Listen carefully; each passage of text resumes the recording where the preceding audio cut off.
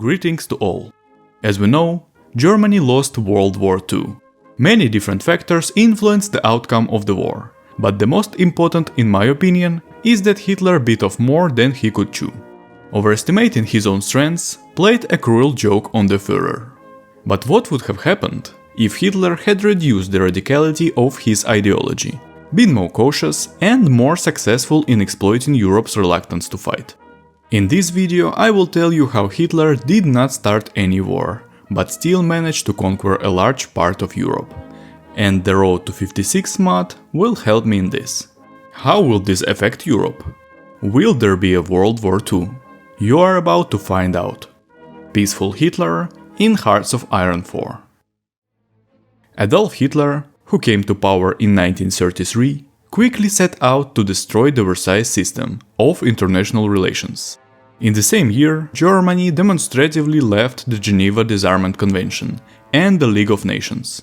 Already in 1936, Hitler officially refused to fulfill the terms of the Versailles Treaty, and in March he deployed troops into the demilitarized Rhineland. There was virtually no Western reaction to these actions. At this point, the Führer realized that he had received carte blanche for aggressive action in Europe.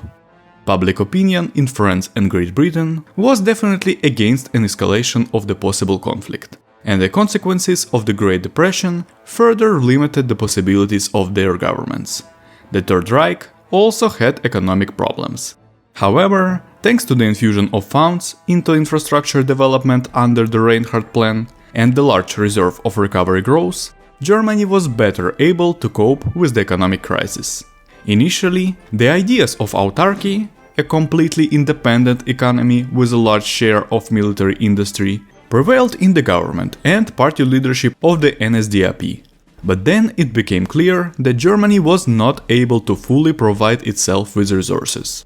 Emphasis was placed on a corporate technocratic economy, with integration into the World One and an increase in civilian industry.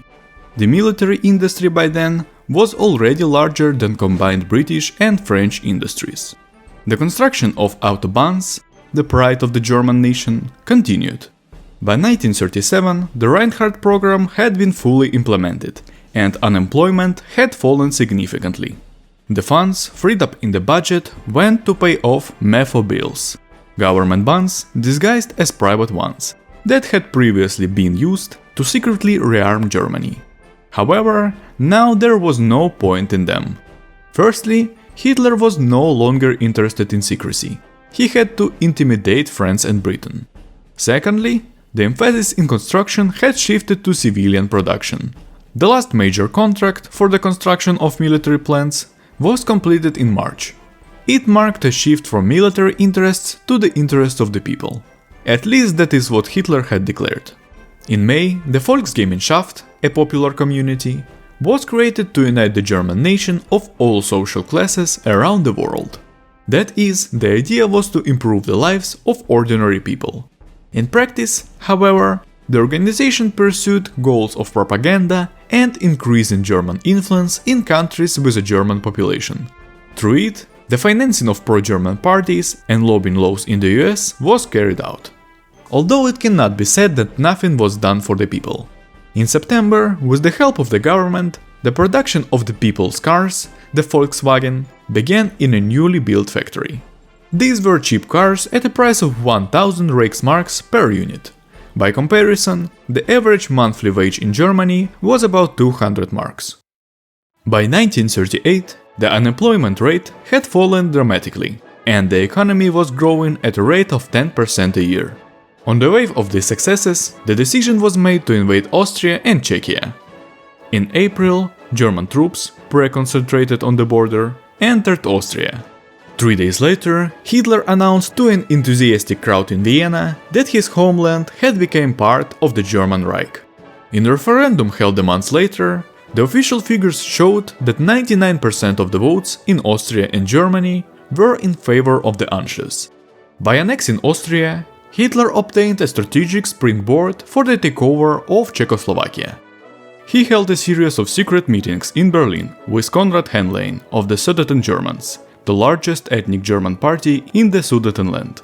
The interlocutors agreed that Heinlein would demand greater autonomy for Sudeten Germans from the Czechoslovak government, thereby creating a pretext for German military action against Czechoslovakia. In June, Hitler demanded that Czechoslovakia cede the Sudetenland to Germany, otherwise threatening invasion. At the Munich conference, he assured the leaders of France and Great Britain that the rest of Czechoslovakia would not be occupied. In exchange, they allowed him to annex the Sudets in order to avert the threat of war. However, Hitler was not going to stop there. Already in August, he violated the treaty and moved troops into Czechoslovakia. France and Great Britain, as well as Mussolini, who had signed the treaty, were disgraced. Germany occupied Bohemia, and a puppet government headed by Joseph Tiso was established in Slovakia. Southern Slovakia, with a Hungarian population, passed to a friendly Hungarian regime. Only war could stop the Nazis, but no one dared to resist them. In September, Lithuania ceded Memel. The Scandinavian countries were put under pressure. It can be said that Germany was forcing them to be friends with it. 1939. On April 23rd, the London Conference took place. The German delegation succeeded in having the annexation of Austria recognized as a union. Their Yugoslavia, which received no support from the West, was also forced to cede Slovenia, formerly owned by the Austrian Empire, and which had a large proportion of the German population. The region was remained back to Carniola and integrated into the Reich. In May, the first Ljubljana arbitration took place, in which Yugoslavia ceded territories with Hungarian and Bulgarian populations, respectively, to Hungary and Bulgaria. The unviability and inability of Yugoslavia to resist became apparent. In July, German troops invaded Yugoslavia. The government was dissolved and two Reich protectorates, Croatia and Serbia, were created in Yugoslavia's place. In August, Germany and the Soviet Union signed the Molotov-Ribbentrop Pact, which secret protocol included a redistribution of spheres of influence in Europe, particularly Poland. Already in early 1940, Stalin took advantage of the incompetence of the West and demanded territories on the border with Leningrad from Finland. The Finns agreed to an ultimatum. In February, Germany received a military alliance proposal from Italy. Mussolini, after a protracted war in Ethiopia that did not end until 1938, was faced with a political crisis that he decided to remedy with a foreign policy success. The alliance was to be that success. But since such an unreliable ally could drag Germany into unnecessary wars, Hitler refused. Mussolini held a grudge. In April, Hungary joined the Axis. By attaching itself to Germany, it had already increased its territory by a factor of 1.5. And by June, the point of no return had been passed. The Soviet Union declared war on Poland. The concept of the League of Nations proved to be a failure. Poland's allies, angered by constant concessions to the Third Reich, apparently decided to take out all the anger on Stalin and sent a huge force to Poland. I think that if Hitler had wanted to, at this point he could have rolled over France and pinched the Allied forces into Danzig corridor. He did not, however. Although it is impossible to say that the Reich did not take this chance. On the sly, there was a pro-German coup in Greece, and Greece became a satellite of Germany. In November, an offer of an alliance came from Japan. Hitler again refused. Japan was stuck in a war with China, and Germany did not want to get involved with belligerent countries. Winning 100 victories in 100 battles is not the pinnacle of military art. Overthrowing the enemy without a battle is a pinnacle. So Sun Tzu said, and Hitler seems to have followed this idea completely. Mussolini apparently did not like this idea.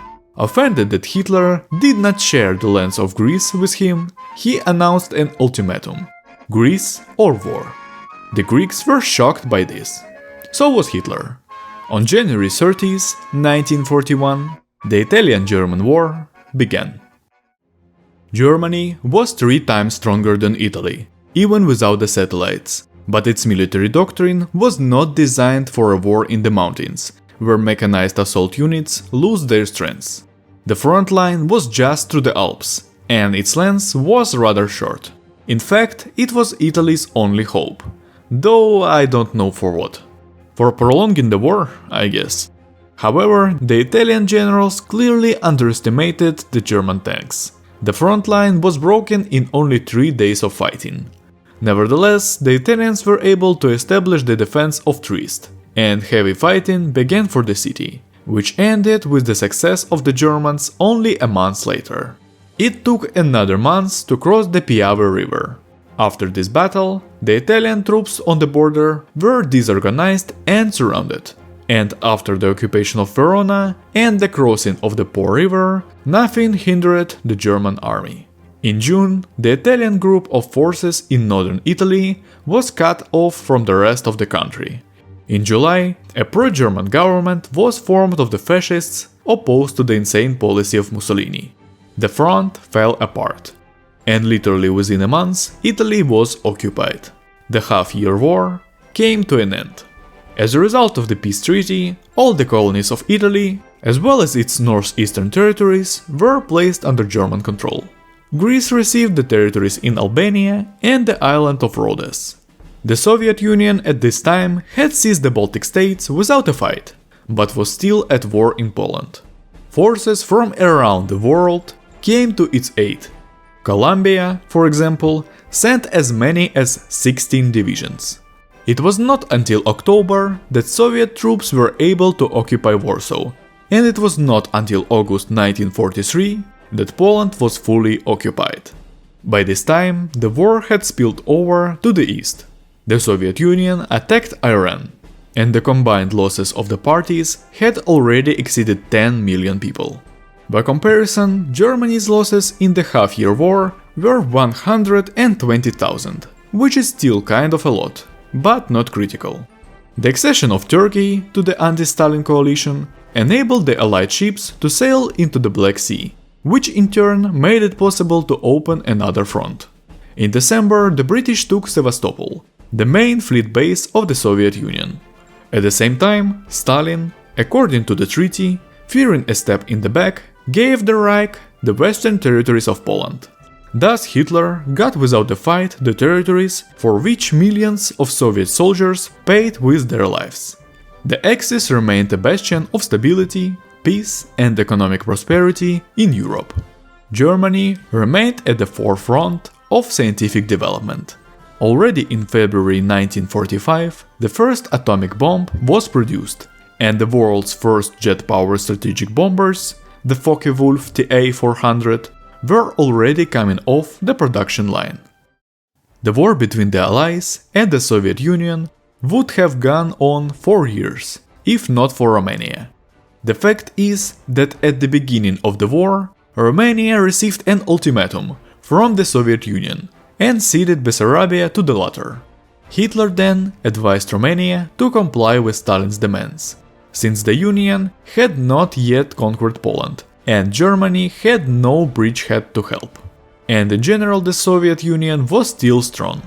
But now, nothing prevented Romania from attacking the weakened Soviets. Hitler was forced to help the ally, and on April 10, 1946, Germany entered the war. 3 days later, a nuclear bomb was dropped on Moscow. The Kremlin was wiped off the face of the earth. Germany showed the world its capabilities. German troops began their offensive. Already in July, they took Leningrad and Moscow, or rather what was left of it. And on July 23rd, the Soviet Union capitulated. The world knew no fairer borders. Germany received all the lands of Poland and created Reichskommissariats in the occupied territories. The gradual Germanization of the population began in them. Leningrad was renamed St. Petersburg and was controlled directly by the Reich. Other countries also got their share of the land. Russia and Mongolia retained most of their territories and remained independent states. In Tuva and Western Mongolia, British occupation zones were created as air bases for bombing Japan. Stalin was not deprived. He continued to build socialism in one country on the lands left to him. The war was still going on in Asia, but the United States' entry would quickly put an end to it. Europe, without direct damage, remained the dominant power in the world, although unrest broke out in the colonies, which were dissatisfied with the high casualties of the war. Germany, on the other hand, continued to live peacefully without fear for its security, now backed by nuclear weapons and a powerful army. Adolf Hitler led his country through the maelstrom with dignity, greatly expanding its territory and sphere of influence at the cost of the lives of the relatively small number of soldiers. More and more countries were looking with interest at the Reich's model of development, in particular the countries of South America and the Middle East, which would lead them to establish similar regimes in the future. At this point, I would like to end this story. See you in the next video. Jacob was with you, and with that, I say goodbye.